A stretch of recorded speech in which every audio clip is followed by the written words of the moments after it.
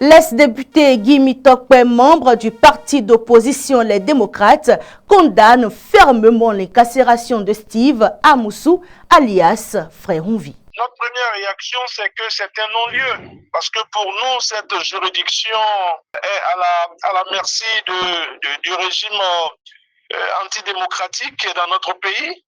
Et pour nous, c'est un non-lieu dans ce sens que l'État ne peut pas procéder, comme nous l'avons dit, à un enlèvement d'un citoyen. Le cas dans lequel nous sommes confrontés, je dirais, est à l'enlèvement d'un compatriote sur un territoire étranger.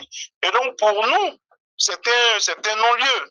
Et nous pensons que l'État, le régime actuel est dans sa disposition, celle de faire taire toutes les voix discordantes. Et donc pour nous, la première des choses, c'est que sur la forme, il n'y a pas de procès à avoir.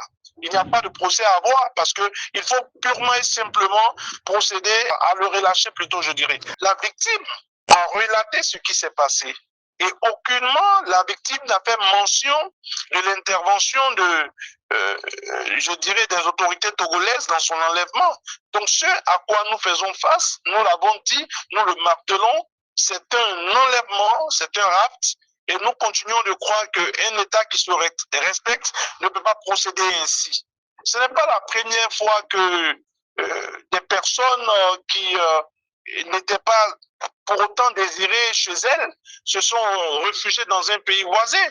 Mais quand on les recherche, il y a la procédure à suivre. Il y a un mandat d'amener ou un mandat d'arrêt à émettre et avec Interpol, on fait ce qu'il y a à faire. Mais là, il s'agit d'un enlèvement purement et simplement. Il n'y a pas de face cachée. Il ne saurait même avoir de face cachée. Il s'agit ici d'un compatriote qui a eu le courage de dénoncer un certain nombre de choses.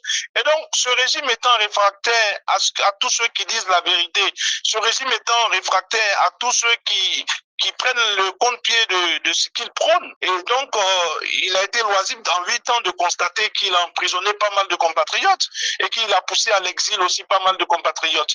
Et donc, pour nous, au niveau des partis d'opposition aujourd'hui, il s'agit de prendre fait et cause pour un compatriote qui est persécuté. Il s'agit de prendre fait et cause pour un compatriote qui a été enlevé. Donc, il n'y a pas d'autre motif que les motifs dont je viens de parler. Bon, je n'ai pas envie de revenir sur les chefs d'accusation évoqués, mais il parle d'entrave au code du numérique, il parle de rébellion et un certain nombre de choses. Pour nous, ce n'est pas des choses sur lesquelles il faudrait revenir, parce que pour nous, il est hors de question qu'on puisse évoquer même ces éléments, parce qu'il a été enlevé et nous nous en tenons à ça. Pour nous, je continue de dire que nous restons mobilisés. Il y a appelé encore à nos compatriotes de se mobiliser pour le 7 octobre 2024. Nous restons mobilisés jusqu'à ce qu'on le relâche parce que il a été enlevé et c'est ce que nous savons et nous pensons aussi que, je le disais tantôt, cette juridiction est à la merci du régime et donc il ne saurait avoir de procès équitable avec une juridiction qui est à la merci du régime.